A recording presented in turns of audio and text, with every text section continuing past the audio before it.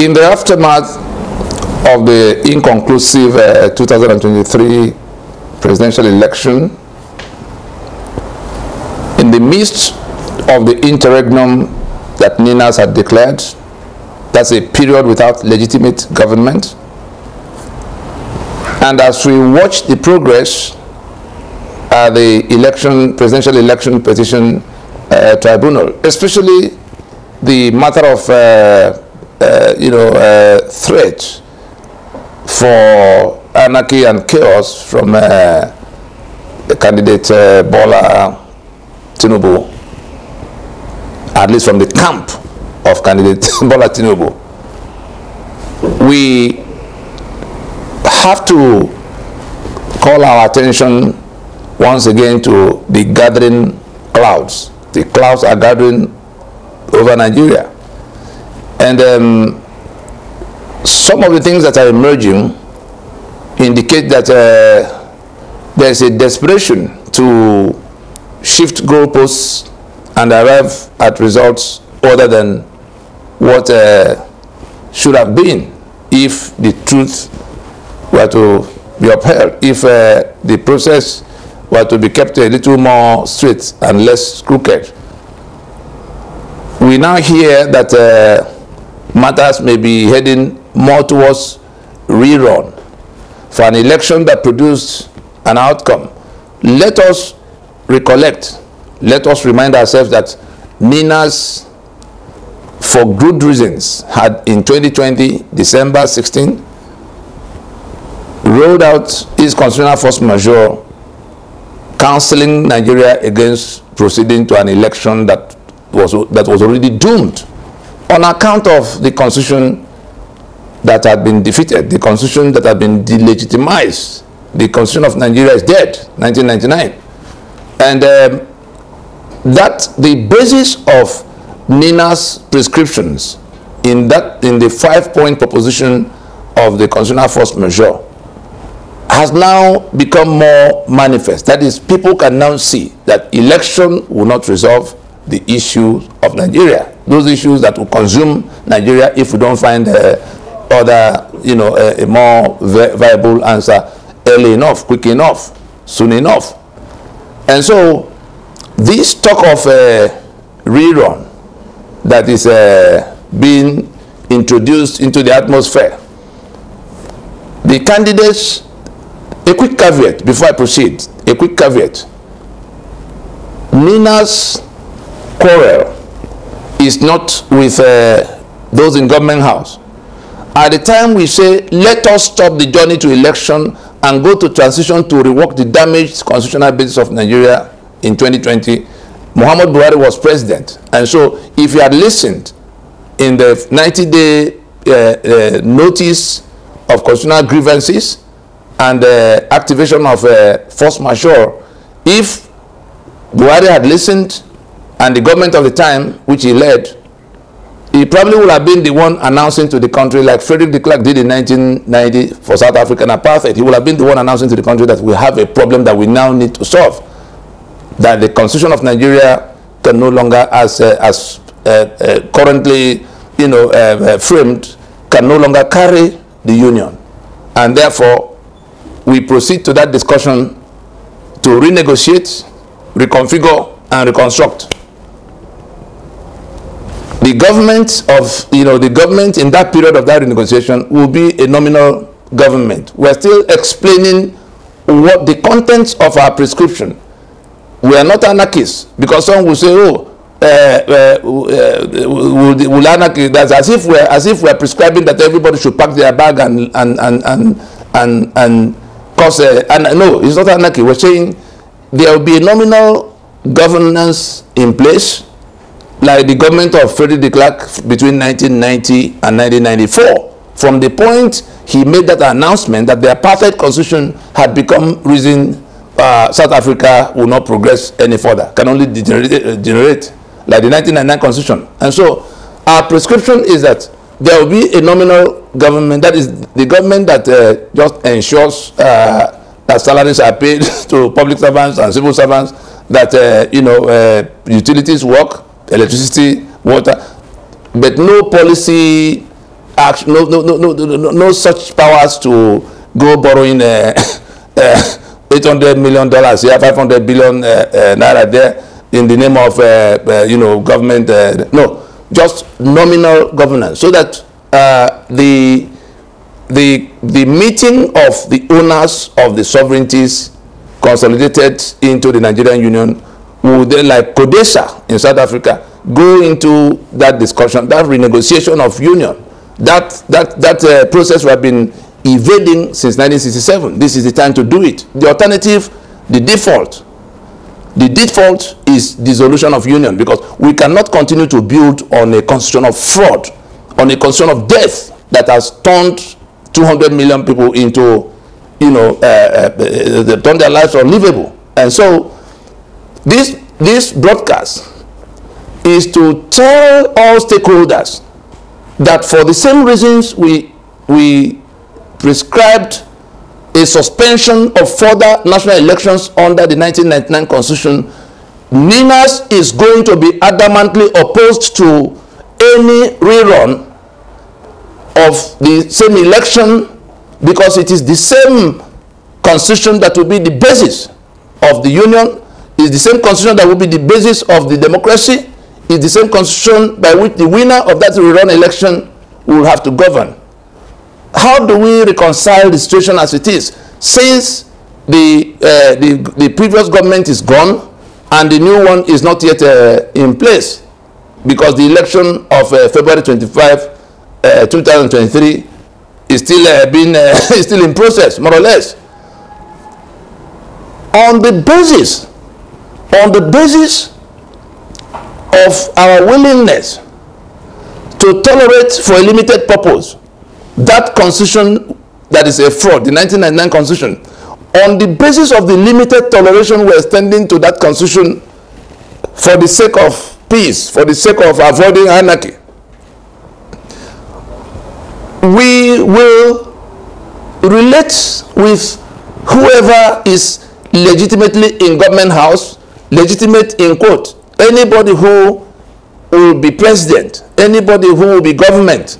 On the day we begin this discussion, like we said a million times over before now, NINA's quarrel is not with those in government house. But what we reject, what we will not accept, is where by brigandage somebody will jump into government house and say, I'm non-government. No, that's why we declared on the 12th of June that interregnum declaration by which we told the global community, by which we entered a global caveat against the product of the February 25 election, in which the person that was declared winner was deficient in a mandatory constitutional requirement of 25% of valid votes cast at the Federal Capital Territory. And so it is within the context of that very clear situation that we're saying, whatever the tribunal is going to do, there must be something that can be done with the February 25th election. If the figures are reviewed according to the contents of the beavers, there will be an adjustment in which we will see very clearly who has the highest number. We then look at the question of 25% in 24 states, just trying to settle a quarrel amongst a band of thieves who, so that their quarrel does not become anarchy upon all of us.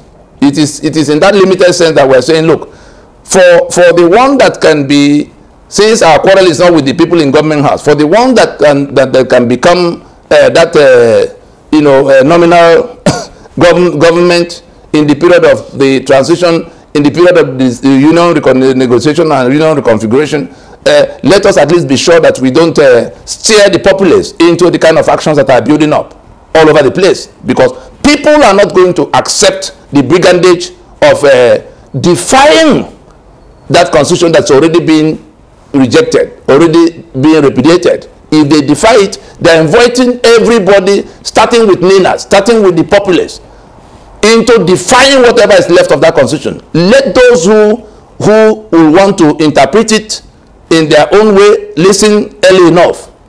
If that 25% is waived for candidate Bola Tinubu, that constitution goes down that same day. As it's going down, the court that waived it will go down with it.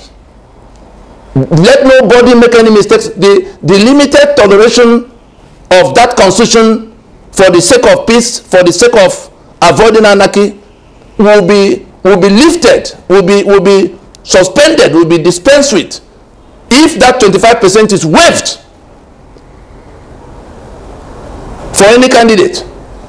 And so we then come down to advising the wrongdoers in their quarrel, because their quarrel may affect this innocent 200 million population. And so we say, let the figures be reconciled. It will become clear who has the highest number of figures. Let the question of 25% in 24 states be reconciled. Then let the question of 25% at the Federal Capital Territory be reconciled. If that happens without a further shifting of goalposts, perhaps there might be an outcome that can become basis of saying there's a government in place. But if anybody is thinking that it will be that all this is to be pushed aside in the pretense that the election didn't quite produce an outcome, then our straight advice to candidate Peter Obi, who won the election, we have never, even before anybody else began to speak, we told everybody what we knew, including the global stakeholders, the outside, the international stakeholders in the affairs of Nigeria. We did tell them that from what we saw, that candidate Peter Obi won the election. He had clearly higher number of votes than the ones they put in front of him. He has the spread. He has the 25%.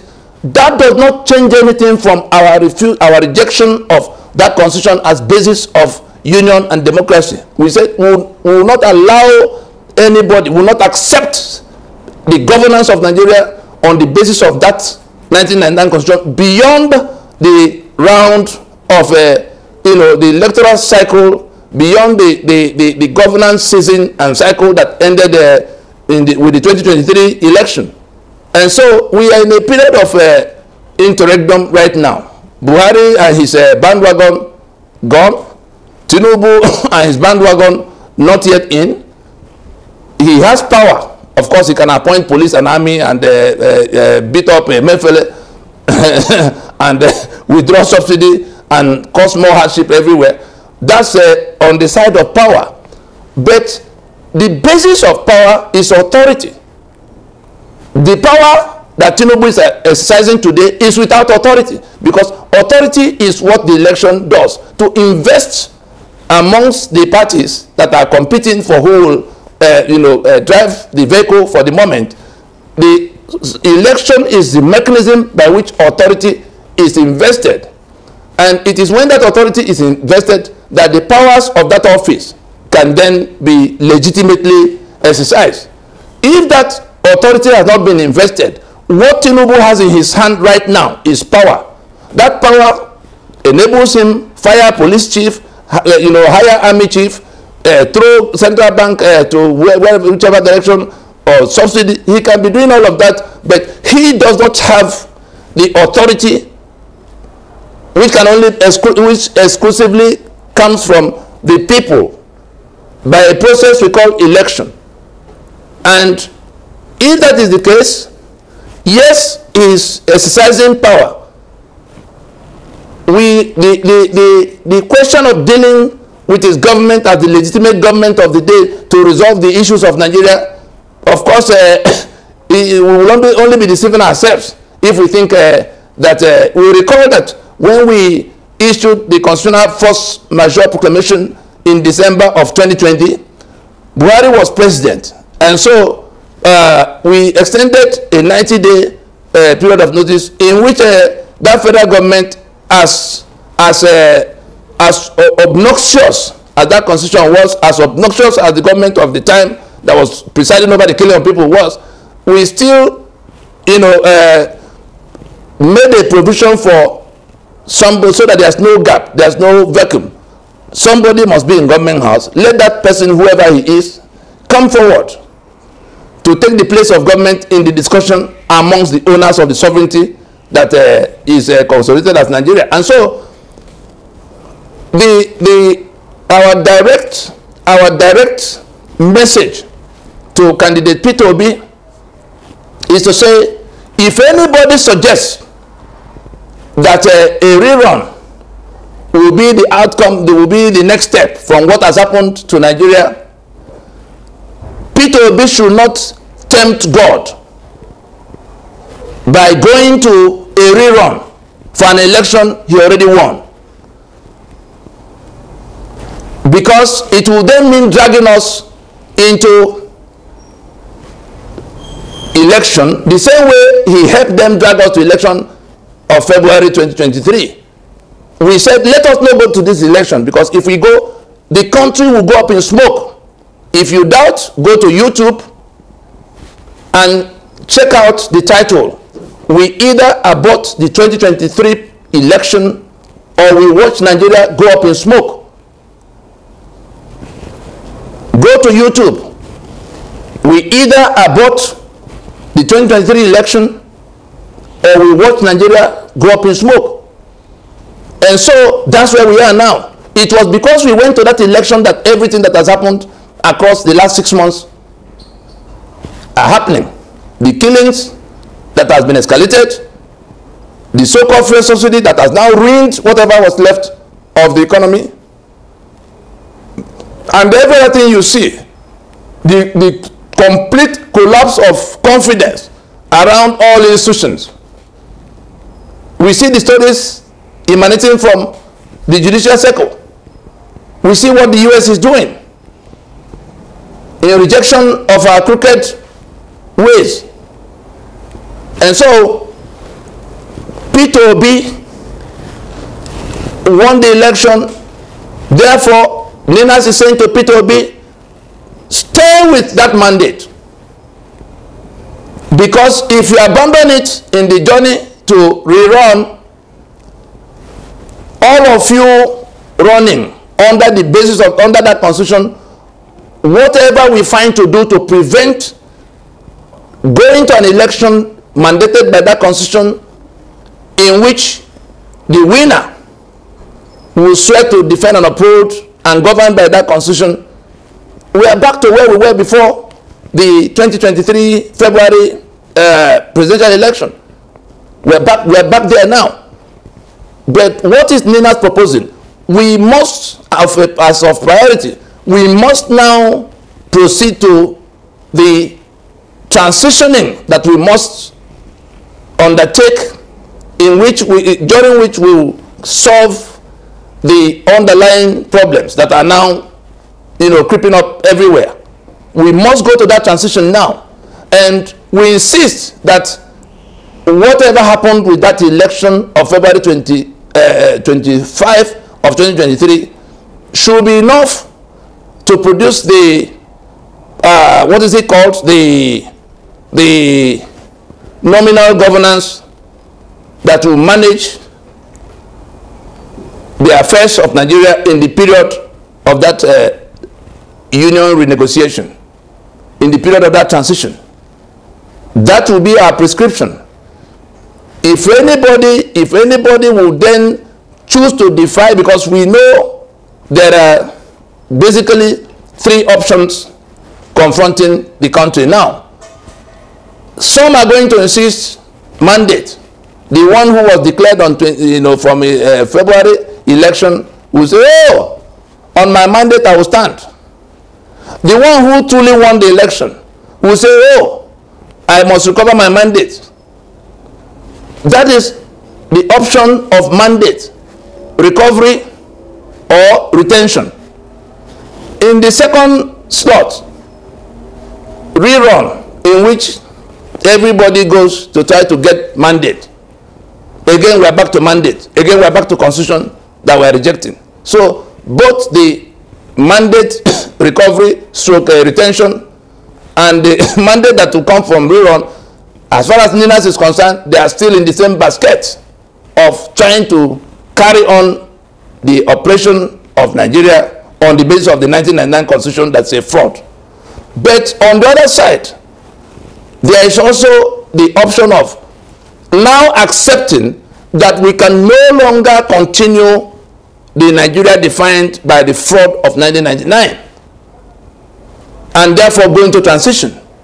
Let those who want to save the catastrophes, save Nigeria from the catastrophes that are racing towards Nigeria right now, let all of them stand up and join NINAS in saying we must suspend this stupid talk about election and mandate under the constitution that guarantees the killing of citizens, the impoverishment of citizens or people. Let's not talk about citizens. The constitution that has made Nigeria the poverty capital of the world, the example of corruption globally, the example of impunity globally, the constitution that guarantees the inequalities we see that have become reason young people are trooping all over the world, fleeing from their country, Nigeria. And so we must now put aside all the talk about mandate and rerun and go to transition.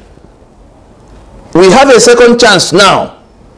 We remember that for 3 years we were shouting from the rooftops, let us not go to this election. Let us not go to this election. Many blocked their ears. Now they are crying and weeping. Some are planning to go to protest, all kinds of things.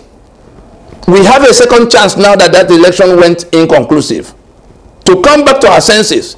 The church leaders, the labor movement, the young people, including the obedient movement people, have you stopped to question yourself about the changes you seek? Go to see the 10-point interrogatories. Just type the word interrogatories, whether on YouTube or on Facebook or any of the platforms. NINAS interrogatories. You will see the things we said will not change no matter who becomes president. Is there any of the candidates that did not talk about removal of subsidy? If Peter Obi becomes president, he will say he wants to remove subsidy. But NINAS is saying it's not removal of subsidy that should be the discussion. It is how did we come about the situation in which we now have to subsidize because we're importing petroleum products. Why are we importing? Because we are not refining locally. Why are we not refining locally? Is it too much of a science or technology issue? No, it's because the Constitution of Nigeria 1999 has refineries on the exclusive list. Let the labor movement listen now. Let the civil society organizations listen now. Let all of those who will be rallied, summoned to come and hold protests for increments that are coming with a so-called removal of subsidy. NINAS is saying the solution to the problem is not whether subsidy is added or palliative is removed. It is to remove the impediment, to extinguish the source of the problem, which is the refineries that remain on the exclusive list is guaranteed that petroleum products will never be available. We have 3 million barrels of crude oil we sell every day. And we cannot refine the 10%, the 300,000 barrels or so that will service the population and even have some left to export. And create all the jobs that can be created and add all the values that will be added in terms of byproducts from petroleum products. We lock all these things down into barrel of crude which we lazily sell. And then all of the process, not enough to finance the 812 governments we have to finance. What lunacy is this? What lunacy is this? Where is the education of all of those who claim PhD all over this place? Running their mouth all over the TV stations. The lawyers in the land. The men of God in the land. Where are you in this discussion? People are dying. Fire is coming. Fire that will consume many is racing towards Nigeria.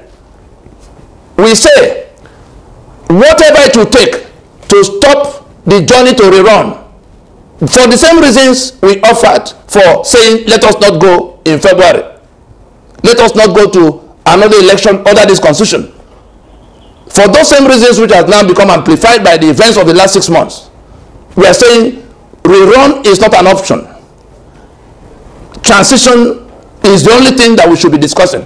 If we are not discussing that transition to discuss, then we must now disperse as a union, because we cannot be held together by the fraud of 1999 any further.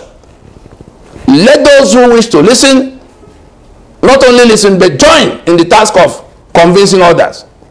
If we can't find common ground, we say it loud and clear.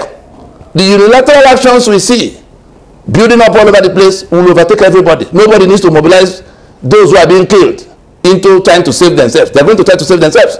Nobody will need to mobilize those whose environment are being destroyed in the Niger Delta by oil operations, who have been inflicted with such depth of poverty that's unimaginable.